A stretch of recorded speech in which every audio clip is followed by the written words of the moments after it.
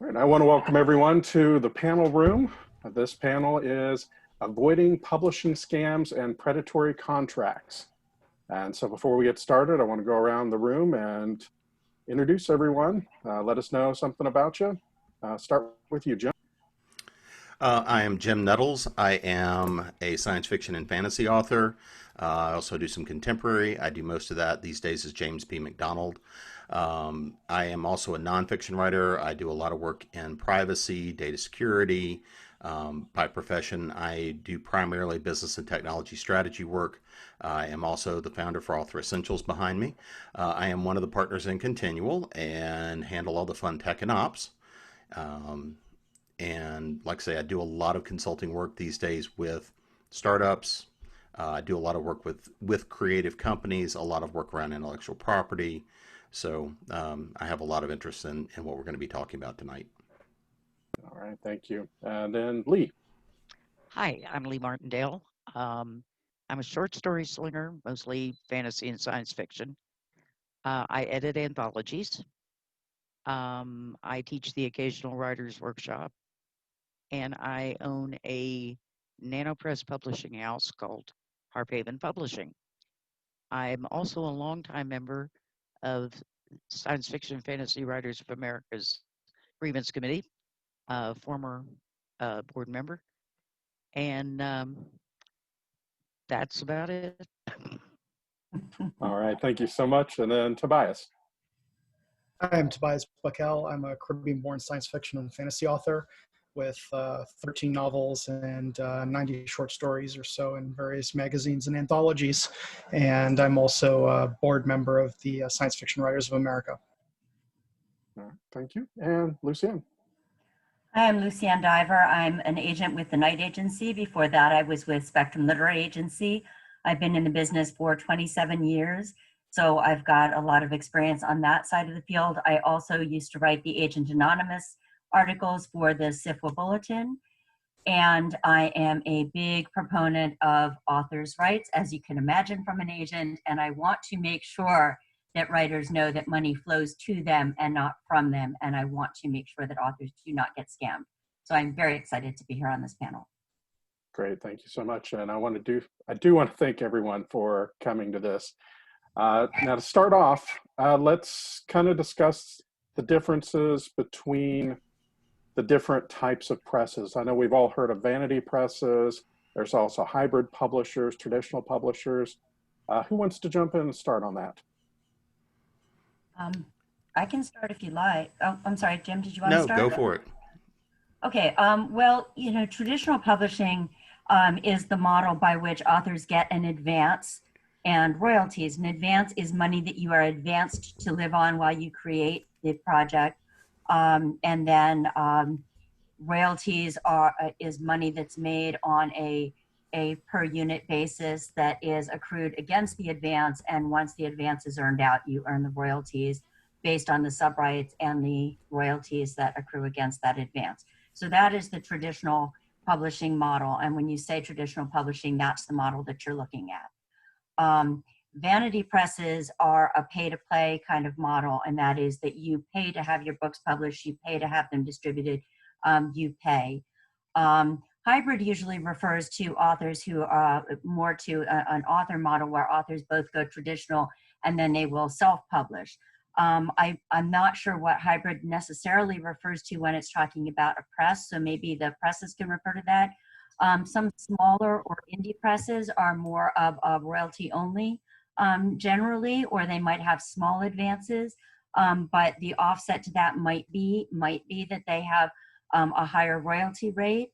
There are different pros and cons when you might go with a smaller press or might go the self-publishing route.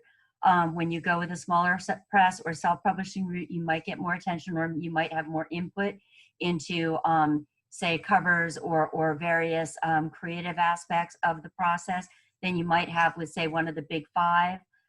So there are going to be different pros and cons to the different routes. But the traditional publishing route is that you get an advance, you get royalties, and that's the way it goes. I won't I could do a whole thing on what to, pitfalls and things like that to look for into the various contracts. But there's a whole panel, so let other people talk. Well, the one piece I'll add there on the hybrid publishers is really kind of a recent misnomer. It's a new take on the vanity press. So they're kind of grabbing onto that language we see with hybrid authors. I mean, I'm both trade pub as well as being indie. I've had small presses myself, but it's one of those things that they're kind of grabbing onto as being, we're a hybrid press, which means you're still going to come write us a check, but we're going to tell you we're your publisher. And they usually tend to try to do a rights grab in that as well. But that's where we've seen the language kind of starting to chase with people that are using language that's becoming more accepted in the indie publishing industry. And they're grabbing on that because a lot of the time, most of the people that they get a hold of are people that have never been published or struggling to get published. And so they see, oh, hybrid press. And so they're given a contract. But if someone is a publisher, the money always flows to the writer. I mean, that's the one firm rule. If somebody is publishing for you, they're taking on the risk for all the expenses in producing your book. Now, yes, you're going to still be on the hook for marketing your book. Yeah, you're still going to be on the hook for your own operational expenses, websites, PR, stuff like that. But the publisher is responsible for all expenses related to creating that book. And the other thing I want to add is no publisher is going to take your rights. You may license your rights to them. You may license, physical copies, ebooks, audio, other things to them, but they're never going to actually take your rights unless you sold it to them. And this has been one of the big problems a number of people have brought to me as of late are they've signed with a quote unquote publisher, and that's a real hard word for me to use in that case. And they've signed over their rights. The only thing they have a right to do is buy copies of their book from that publisher, and pretty much in those cases, all I can do is look at them and tell them and say, go write the next thing and write that one off. Make sure you are not signing over your copyright. If you have written an original book, you should own your copyright. You are not assigning copyright to any other entity. Now, this is different if you're writing a tie-in. If you're writing a Star Trek novel, they own the copyright because they own the Trek. They have licensed that from the people that own Trek and whatever. That is a completely different thing. Or if it's a proprietary project where the publisher or a team has come up with this idea and brought it to you, the author, that is a different thing. But if you have come up with an original idea or original novel, you should not be granting your copyright to anybody else. And that is one of the major issues that I was talking about and that Jim is talking about here. You are not giving up that right, that ownership to anybody. One of the things that I see a lot and counsel against at every turn, whether you have an agent or not, you read the contract. Yes. If you make notes, ask questions, but before you put ink on paper, make sure that not only your agent has read it, if you have one, but also make sure that you've read every word because you're the one that's signing it. Yeah, authors can say that the legal language looks very confusing, but we are also wordsmiths, and it's worth struggling through the contract until you understand it, because this is your this is your work, and so it's certainly a place you don't want to skimp because you're trying to understand what the ramifications are down the road. You don't want to give something away and then have them make a movie out of it or a video game out of it. And you get nothing, because then you're going to feel, very left out, and it's going to hurt you financially. So, yeah, you definitely want to, make sure that you're like they said, you're licensing the copyright. All right. Now, going to that, let's speak a little more about what it is that you should be licensing with a book. So let's say you finished a book, you've gone to say Lee, we go to your publishing house. What rights are we supposed to give up to you? Normally when, let's say I'm doing an anthology, if I accept a story, I'm asking for first North American rights to the story for which they get in advance. I will also ask for ebook because that's where most of the money, they're going to see most of their royalties is in ebook. And that's all I ask for. If somebody comes to me and says, we want to turn this into a TV show, the first thing I would do is send the word out to the writers and then say, are you interested or not? And if they are, I'll negotiate for the licensing of it. But the only thing I'm looking for, first North American, the rights, which after a year, they can resell that as a reprint any place they want to. And that language is in the contract.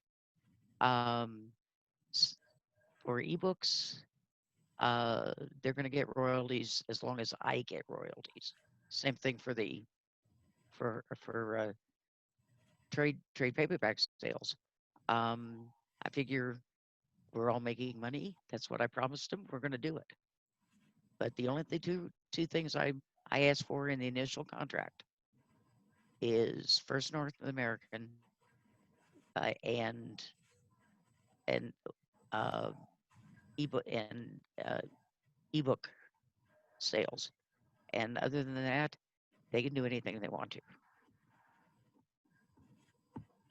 And in a good, oh, I'm sorry. No, go ahead. I'm jumping in because, no, go ahead. Yeah, there will be limitations on how long they can hold it. So for example, in North America, it's typically based on how much they sell. So you'll usually find in a contract, a good contract, provisions in it for how you get your rights back if the publisher hasn't sold enough copies in paperback or in ebook form.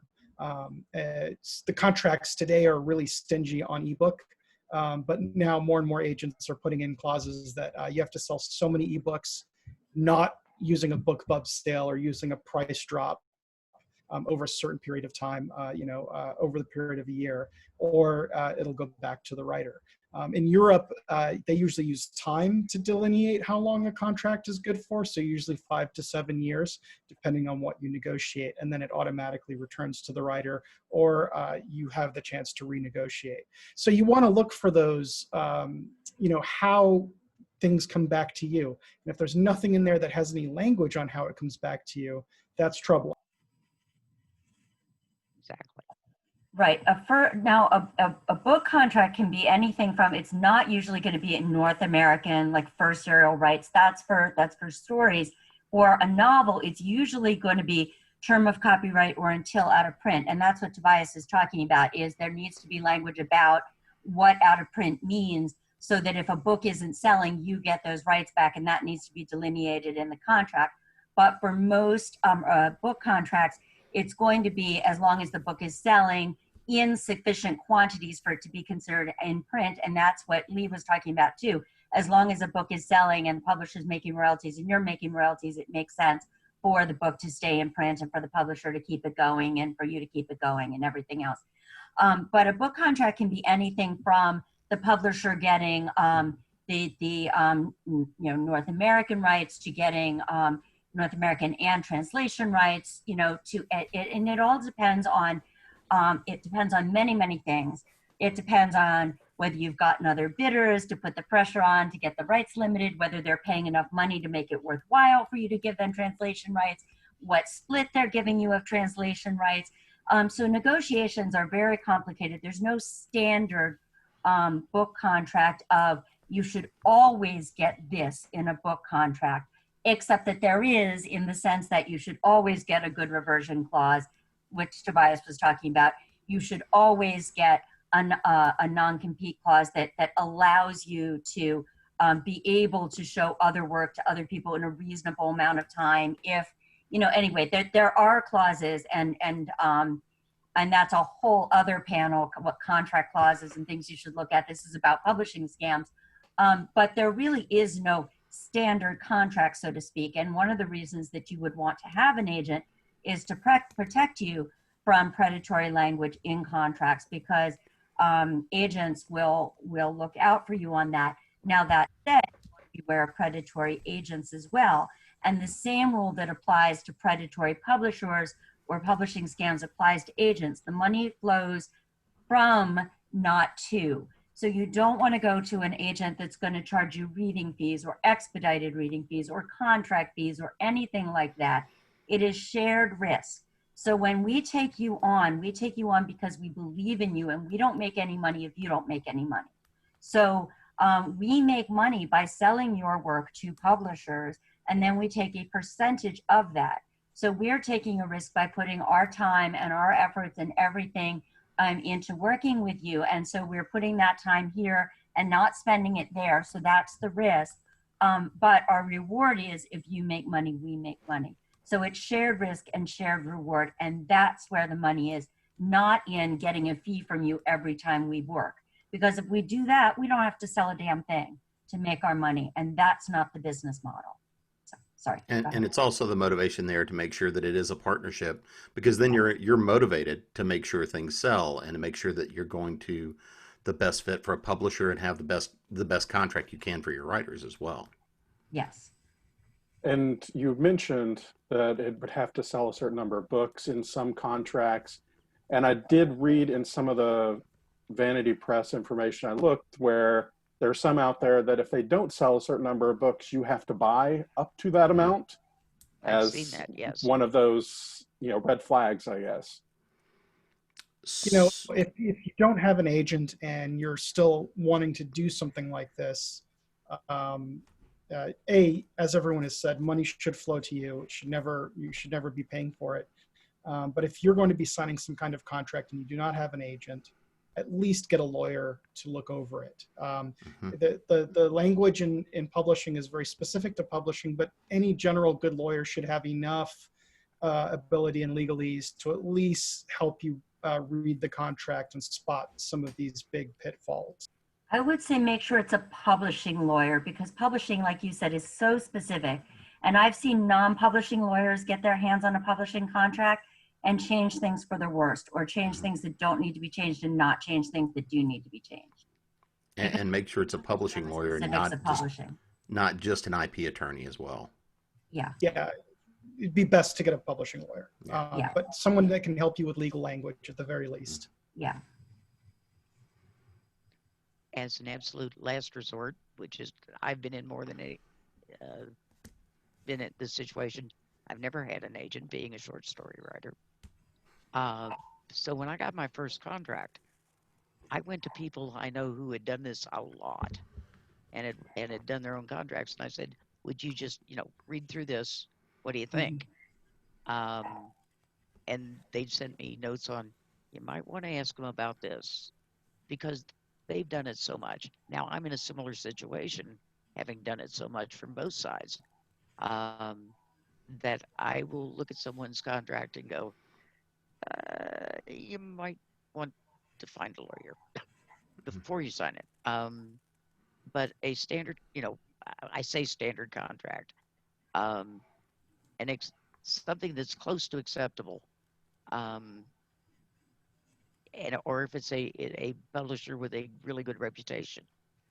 On short stories, you might not have to go a lawyer route.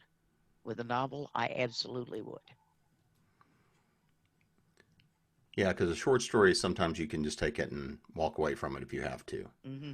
But a novel is usually a lot of investment. I mean, go ahead. No. So, I mean, I'll give a perfect example. Because it is not uncommon for me to be sitting at a convention or have people reach out to me and say, I've signed this contract. What do you think? And the first thing I'm like is, who else looked at this before you signed it? And a lot of the time, all you can do is look at somebody and say, well, you signed it. You're on the hook for this. Have somebody that I tried to help out. We did get his rights back. It cost a small fortune.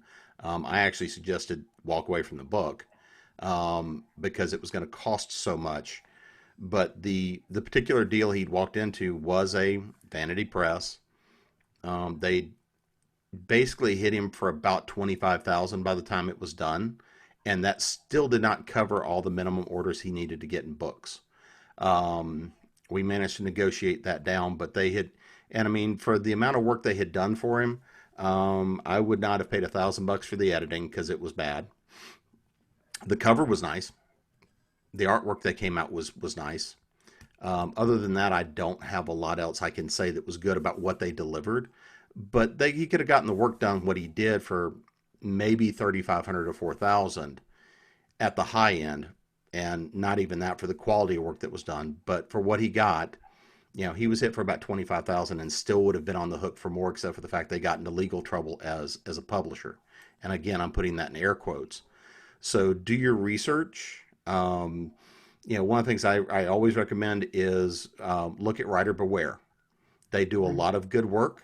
If you look and see a ton of problems and lawsuits around that particular press, that typically is a good indicator of don't walk, run away, block the email, and get away from it. I mean, do your research. I mean, that's the one thing I can say. If they're an agent, if they're a publisher, if you're looking at getting in anything, do your research. One of the other ways you can do your research, I'm sorry. No, One go of the ahead. other ways you can do your research is the Science Fiction Writers America, sfwa.org, has resources for writers. It's at the very top. There's a bar, and under resources, you can jump to resources for authors. And there's something called the Contracts Committee. And the Contracts Committee puts out advisories and model contracts and sort of helps you understand what a sort of best contract would be. And also there's the link for Writer Beware there. And so that's a place where you can gather a lot of information about how these contracts should look if they're friendly for the author. And you do not need to be a member in order to access those resources. And a really good rule of thumb is the really successful publishers are not advertising for authors to send them their material because they've got more coming to them than they can handle. So if there are publishers advertising for you to send them their material, they are vanity publishers. They are making money from you sending them the material and them telling you that they will publish you, and there are fees involved, chances are. So if you're seeing it on television, if you're seeing it in writers' magazines, chances are there is a scam or money exchanging hands from you to them somehow.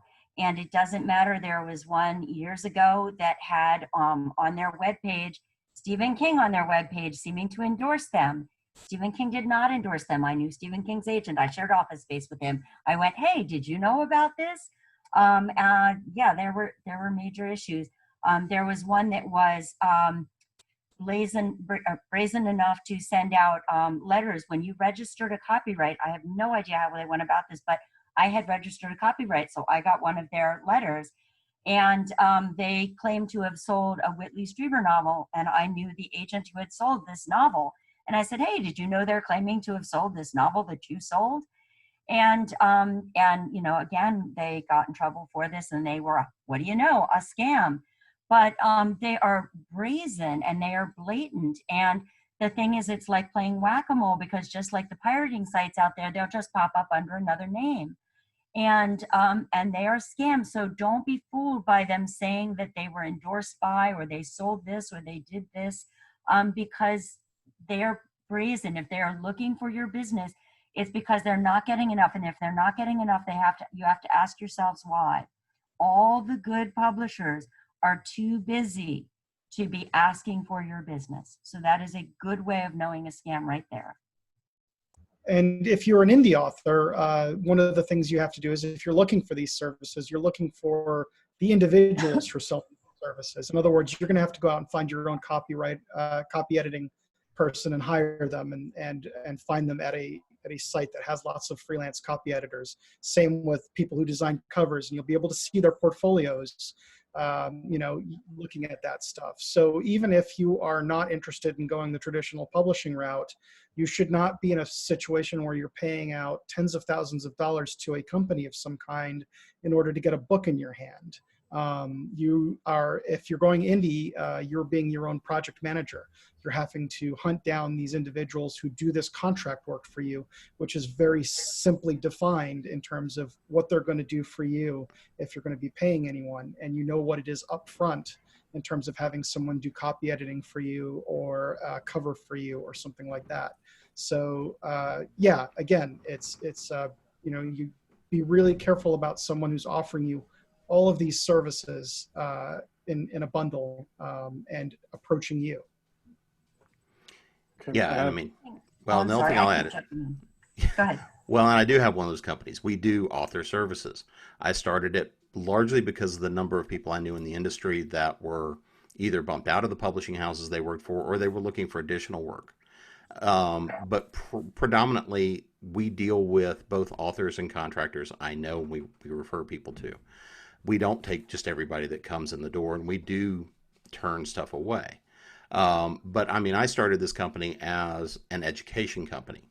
You know, it was workshops, still is workshops, books, publishing along those lines. And so I am a firm believer in do your research on whoever it is providing the services. Talk to them, interview them. If they want money up front before you talk to them, no. You know, interview them just like you would a job. Interview them like anybody else, because if you are an indie publisher, if you're indie publishing, you're both the publisher and the author, which means the publisher part of you is writing the check for all of that to be done.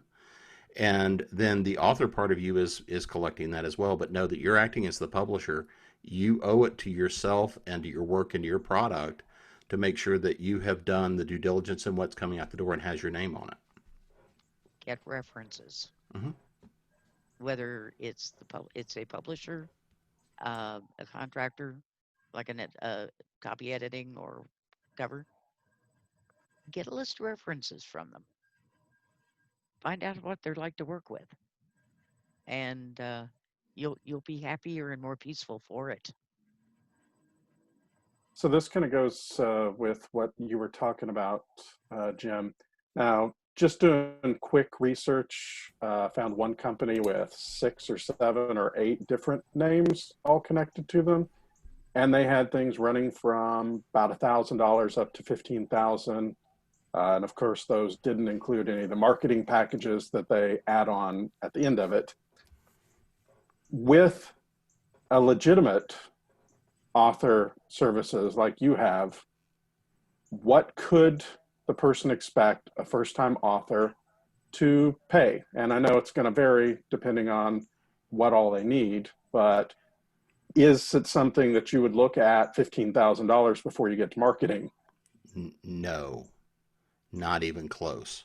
If you want to bring me 15,000, we'll publish a series, build you a website, and I'll have you, a dancing bear in Times Square marketing for you. Not that it's going to do you a whole lot of good. No, I mean, generally, if you're looking at a full novel, 80, 100,000 words, you are still probably looking at 2,000 to 3,000. By the time you get a good cover, good editors, it depends on how much work do you need. Do you need a developmental editor? Do you need, a lot of people that I talk to, I just need copy. And when we take a read on that, a lot of the time it's, we'll take a sample of it and tell people, no, you really do need to go back and work on this before you even think about that. But I mean, on average, even most of the stuff that I turn around and publish indie is usually between about 2,000 and 3,000. I know people that'll spend 10,000 on a cover. I'm not, but generally that's roughly the range you're looking at.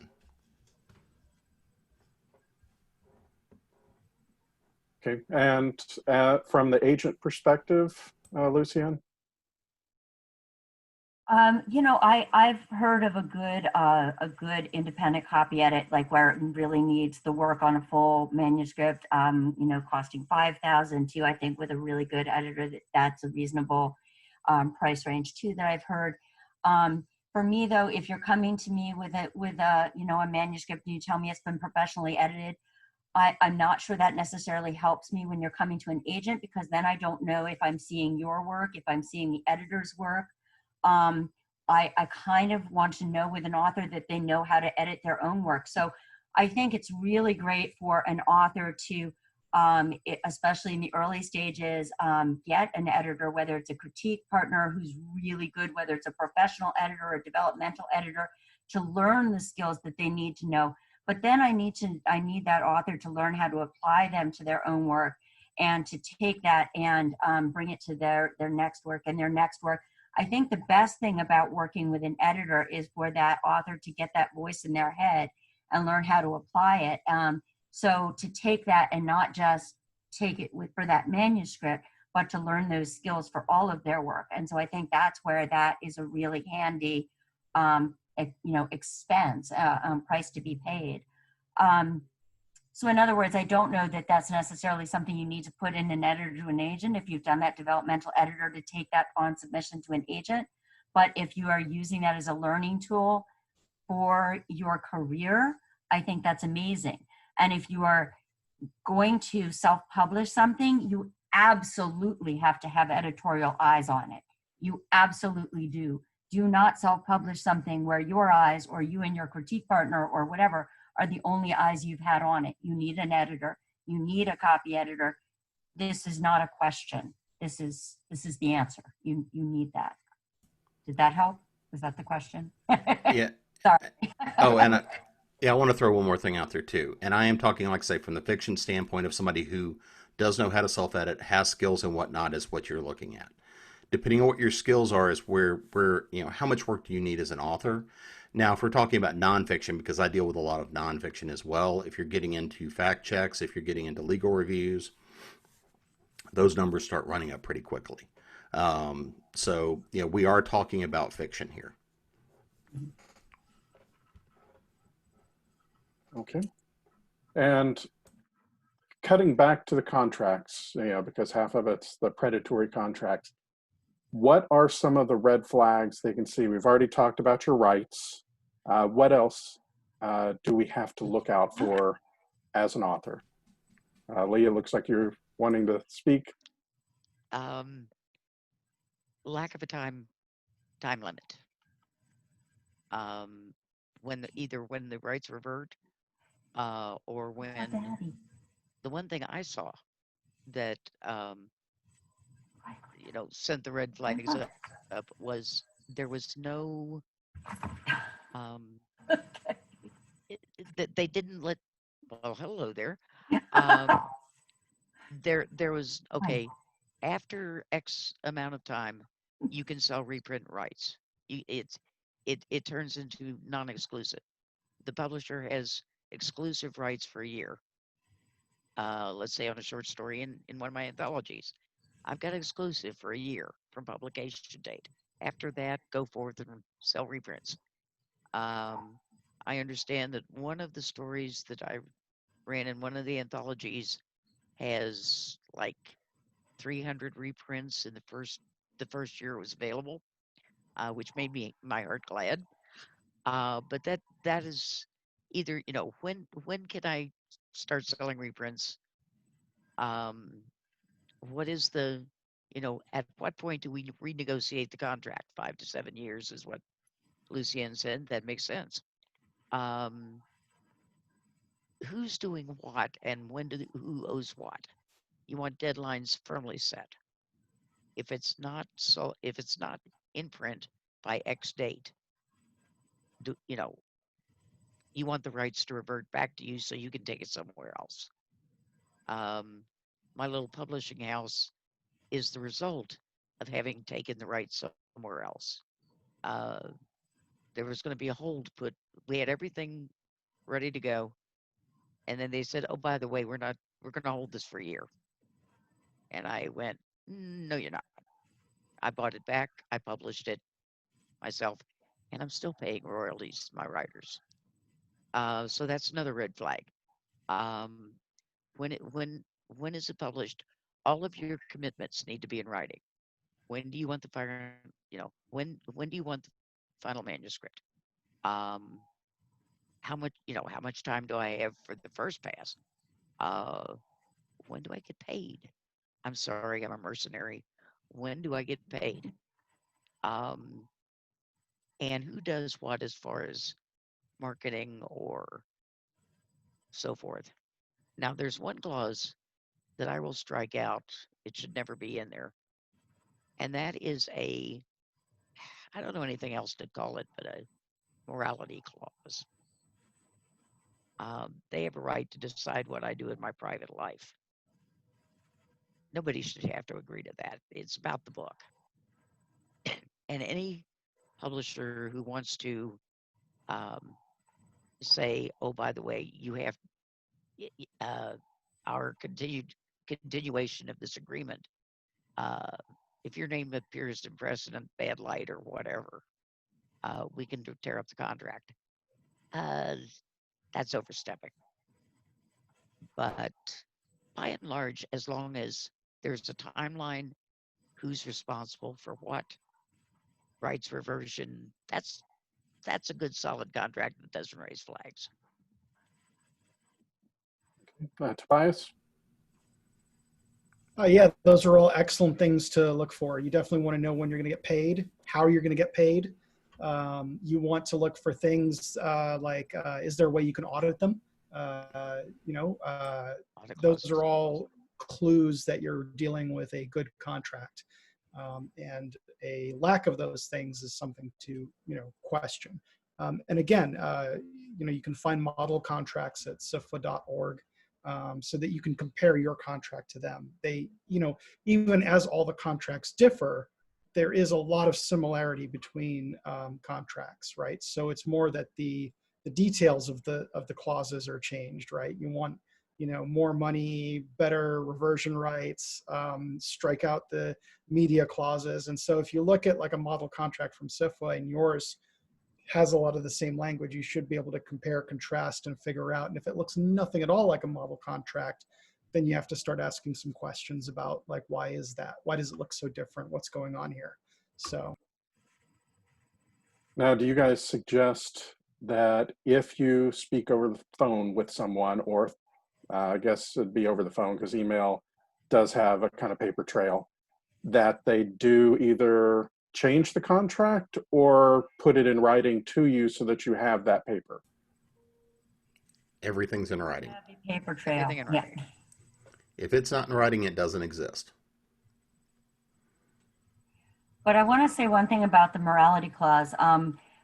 Publishing contracts for novels these days, especially with the big five, you're not going to find a publishing contract without a morality clause these days, not with the larger publishers.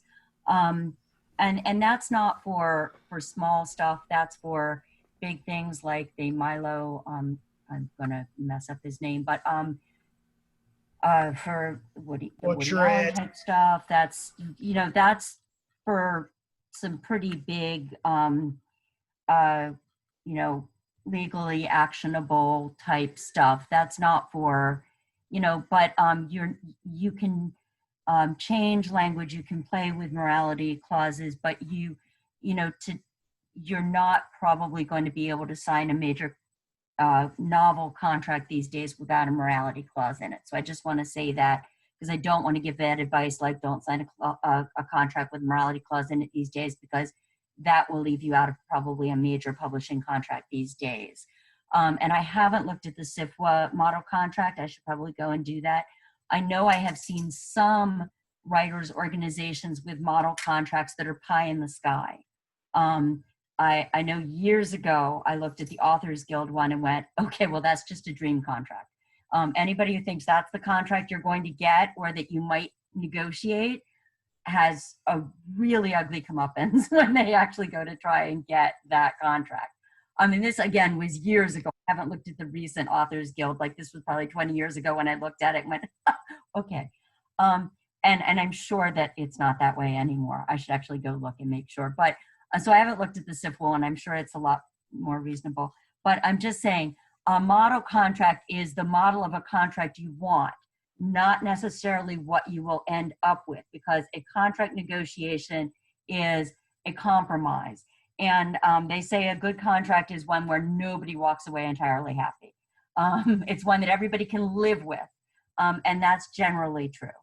So, and as an agent for 27 years, you usually end up where, you're moderately happy. It's okay. Sometimes you're happier than other times. And it's usually one that everybody can live with and you're not too unhappy, or you would just walk away. But you never get everything you want. Best case scenario, you get most of the things you want. And none of the deal breakers, or again, you would just walk away. But anyway, there we go. The reason I suggest the model contract is what I like about it is they have explanations of what each clause means.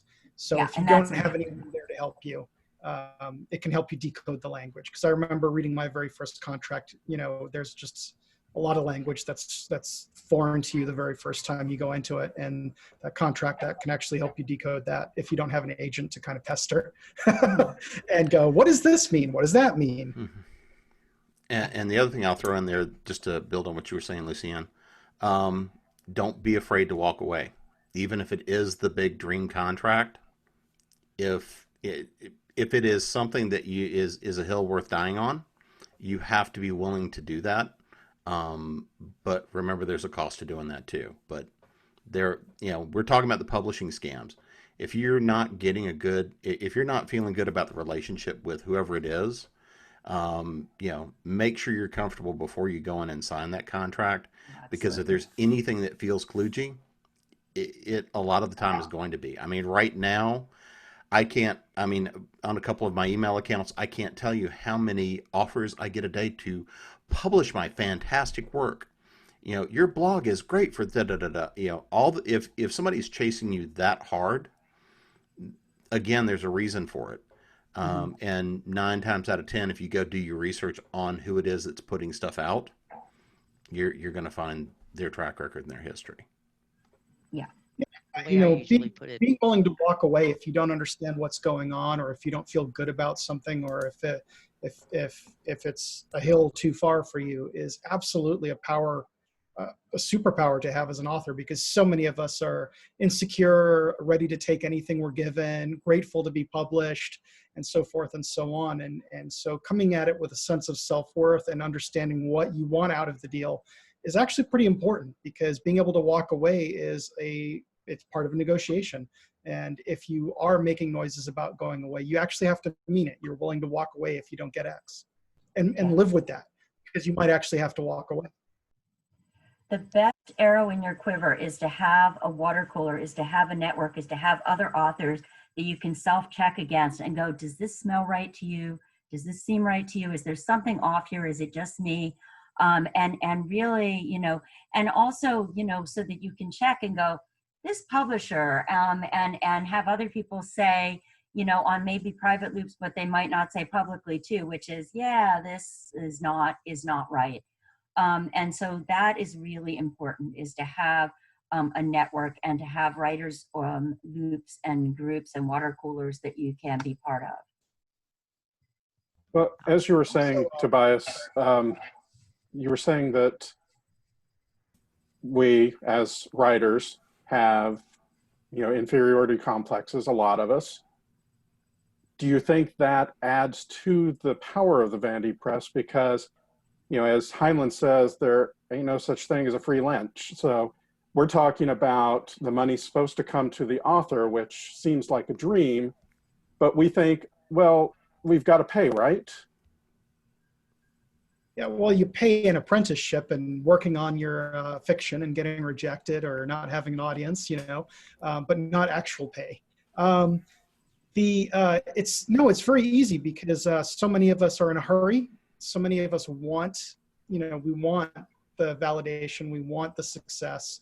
So we're often there's a power imbalance there, in that someone's trying to offer you the dream, and you can fall for it. I would say, like, I fell for a publishing scam very early on, which was one of these poetry book scams. I was in high school, and they advertise in like Writer's Digest or whatever, and I saw an ad, for a poetry anthology, and I sent in 3 poems. They got accepted, and I had to buy this $100 hardcover book, which had my poems in it, and it was a total scam, right? They were just taking anything and publishing them all in these super expensive, books to sell to all. There are probably like 300 poems in there, so they just do this 500 print run and sell them for a ridiculous amount of money. So it just was really, it caught me off guard when I figured out how they did it, and crushed me. And then I realized that that was a way of taking money from the author to them. So yeah, and that comes out of your hunger, right? I was 17 years old. I didn't know anything, and I just was like, I want to make this happen. And your barriers are dropped. One of the other things I would say is to look out for, if you're asking questions about a contract, if you're trying to negotiate a contract and the other side gets very upset, that's never a very good sign, because with a proper contract, it's just business. I've asked for some ridiculous things in contract negotiations and from publishing houses, and they've when it's been a big ask, they've just been puzzled. They've just sort of gone like, no, we don't really do that. They don't get morally outraged. And I remember once someone wanted a reprint of a short story of mine that was a very small kind of, not vanity press, but very small press. And I struck out a few things in the contract when they sent it to me and sent it back to them. And they sent me this 2-page email kind of impugning my general morality as to striking out clauses and rearranging their contract. And I sent back an email that said, oh, that's fine. You don't have to reprint it. Like, it's no big deal. But also, like, you're not being professional. Like, this is ridiculous. So it's all a negotiation. And a lot of the time, I'm sorry, go ahead, Lee. It's been my experience that those who fall on righteous indignation are usually, it's an extension of the game. It's an extension of their mode. And the other thing is, I totally agree. The final no is yours to say. You do not have, nobody's forcing you to sign a contract that isn't right. Yeah, you have to walk away. Guess what? You're walking toward the next one. So if if it turns out that you are, you go, well, I can't sign this, so I'm not going to sign this. The chances are good you'll do better than if you stay with the one that just wasn't right. Sometimes you've got to trust your gut. The hardest lesson I've had to learn over years of writing, in fiction, nonfiction, media, all over the place, is patience.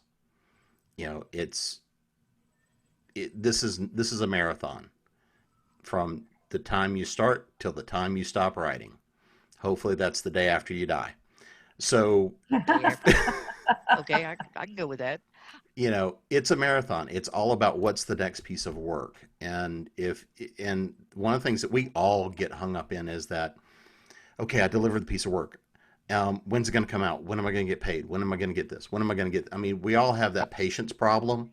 And so a lot of the things I'm talking about aren't necessarily easy, but they're the skills that you build up over time as you shift from, and you develop more of that professional attitude. One of the hardest things that I got when I was in college, and the first little piece of fiction I got published was in a, it was a short story that was god awful, but it was the first thing I ever sold that was fiction. I never got paid. I never got my author copy. I wound up buying a copy, but I think it cost me $20, not $100. Mostly because I knew where the guy lived. But that's a different. There are small lessons. There are small lessons. There's going to be small costs that you come up with, and in terms of a long career, having gotten popped for $100 is a good lesson. If you get hit for a house, no. I was lucky. I made my first fiction sale at the age of 42. And I'd already had quite a lengthy career doing things like contract negotiations and that sort of thing. So I was going in with a business sense and one of the things I tell people, it is a business. You treat it as such. And that means either know what you're doing or find somebody who does. But being a little on the more mature side with my first sale, I think I count that as a win because it gave me a grounding that perhaps starting much earlier would not have. Okay. So we've talked a little bit about this, but if you could give someone one bit of advice to help them find the legitimate services and sidestep the scams without having to spend the money, what would be the one piece you'd tell them, starting with you, Lucienne? Oh Lord, I'd say listening, just doing what you're doing. I mean, listening to these sort of, casts, going to conventions, listening to people talk. The more you know to watch out for. The more you're getting good advice, the more people you know, the more people you can go to advise you. I just really think the more you know, the more effort you're putting in and the more you're getting out of things. Really, I just think that the more isolated you are, the more you're going to fall prey to this, and the more exposed you are, which sounds awful considering that we're in the midst of a pandemic, but the more exposed to ideas you are, the less you're going to fall prey to these things, and the more that you're going to know the right way to go about things and the resources to tap into. Okay, how about you, Tobias? Yeah, be patient and do your homework. It's medicine. You got to do it. You got to get in there. You got to read as much as you can. You got to read about how other authors that read about how the authors you admire got there, and look at what they're doing, and pay attention, and just try to look at that. Look at what they're doing, and do the homework, do the research, because the more you have around you in terms of a base of facts, the better off it is. And getting there fast, being impatient, is not the game. It's never rewarded me. I don't see it rewarding other people. It always leads to mistakes. So it's not a race. Okay, Lee. Two quick things. Become a regular reader of Writer Beware. That is reliable, researched information. If they say somebody's hinky, they're hinky. And the other thing is, don't be afraid to ask questions. Talk to people. If you go to cons, if I'm not making a mad dash somewhere, I have no problem with someone, can I ask you a question? If I've got time, I will say yes. That's how you learn. That's how I learned. It seems to it seems to fill in a lot of gaps, because those of us who have been there, really, new writers are not the enemy. We want to see you succeed. And if we can help along that way, answering questions, pointing you in the right directions, it's kind of in the job description. All right, Jim. Again, I think the most important thing here out of all of it is having the tribe of people that some of whom are ahead of you, some of you are behind you, but it's all about collaboration. Being a writer is often the hardest team sport. But at the end of the day, just because I can sell a book doesn't mean that everyone else can either. It's work to find an audience. It's work to get published. It's work to get an agent. It's work to do all of these things. And I mean, most everybody I deal with is through relationships that I already have. It's people I know from conventions. It's writers I work with. It's everybody I work with in some way, shape, or form that gives me the ability, if I don't know, I know somebody who does. And that's true not just in my writing career. That's true across pretty much everything I do. I do a lot of different consulting work. And it's that network of people that will help you become a better writer. It's that network of people that will help you get a better product. It's that network of people that will help you find new audiences. It's all about who do you build relationships with. So that's part of the driver behind Continual. And the work we're doing there is to create another network and another way for people to get good information, to build networks of people, and find ways to work together. And so that to me is the biggest thing, is find somebody who's been through the contracts, find somebody who knows who they work with. A lot of the editors I've worked with over the years were people, because I said, hey, I need somebody to do this. If I need an independent editor, I'm like, I need somebody to do this. Who do you recommend? That's what it all boils down to, is who do you know? And spend the time to build those relationships, whether it's online or conventions or anything else. And that serves you not just only about what we're talking about here with the scams, but I mean your career in general. All right. I thank everyone for coming in. I thank everyone for watching. Before we close out, let's go around and let them know where they can find you. Start with you, Lee. Harphaven.net has links to my online store, my con schedule, my blog, and we're basically keeping tabs on me. Also, Amazon, and for ebooks, both Amazon and Barnes & Noble. All right, Tobias. You can find me at www.tobiasbuckell.com or Tobias Buckell on Twitter. Okay, Lucienne. As an agent, I'm at Knight with a K, knightagency.net. As an author, I'm at luciennediver.com. And on Twitter, I'm Lucienne Diver, just at Lucienne Diver. All right, and finally, Jim. You can find the nonfiction me at jamespnettles.com. That'll take you over to the fiction me. You can find us at authoressentials.net, and obviously Continual as well. I spend most of the time that I'm social on Facebook, and if anybody has questions, I'm always happy to try to answer them. I occasionally show up on Twitter, Instagram, a few other places as well, but that's pretty much me. All right. Again, thanks to everyone, and thanks for coming to the panel. See you guys next week. Thank you. Thanks, everybody. Bye, everyone. Have a great night. Stay safe. You too.